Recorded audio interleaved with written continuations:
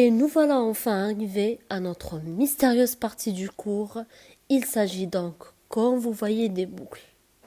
Quand on dit une boucle, on veut toujours dire quelque chose qui se répète plusieurs fois, tout comme cette boucle qui est en train de sauter. En effet, on crée et on exécute tout le temps des boucles sans se rendre compte. Par exemple, on va imaginer que cette jolie dame, c'est moi. Je me lève le matin pour aller au boulot. Après le boulot, je vais faire un peu du sport et je rentre pour que le lendemain je fais le même cycle. Et ainsi de suite, je suis en train d'exécuter une boucle dans laquelle je me lève, je vais au boulot, je vais faire du sport et je rentre durant tous les jours de la semaine. Manger aussi peut être vu comme une boucle. On continue à manger, à prendre de la nourriture, des petits pains bien sûr, tant qu'on a toujours faim et tant qu'il y a de la nourriture bien sûr. Jouer, c'est là où on exécute énormément de boucles. On voit sur cette vidéo une fille qui illustre très bien un exemple de boucle.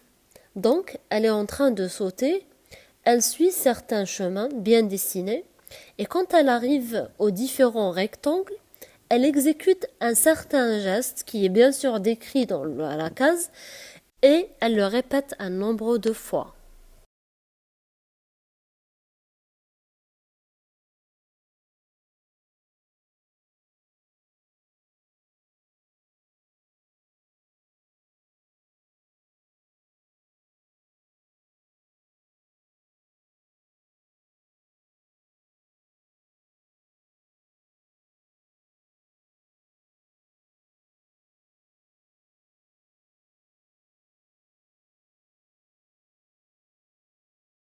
Donc, la question qui se pose naturellement est comment on peut faire pour pouvoir dire aux ordinateurs que certaines actions ou instructions doivent être exécutées plusieurs fois pour former une boucle. Avant cela, il faut savoir que dans une boucle, on commence d'un état initial. On exécute la boucle une ou plusieurs fois et au bout d'un certain temps, il faut qu'on arrive à un état final. Par exemple, dans notre ancien exemple de manger, l'état initial c'est avoir faim. Après on mange, on continue à manger tant qu'on a toujours faim et à un certain moment, on s'arrête parce qu'on se sent rassasié. C'est important aussi de savoir qu'il y a certaines boucles qui s'exécutent un nombre de fois. Par exemple, sauter 10 fois, tourner 20 fois. Cependant, il y a d'autres boucles qui s'exécutent tant qu'il y a une condition qui est toujours vraie. Par exemple, manger ou bien étudier. Tu continues à étudier tant que tu n'as pas encore compris la leçon.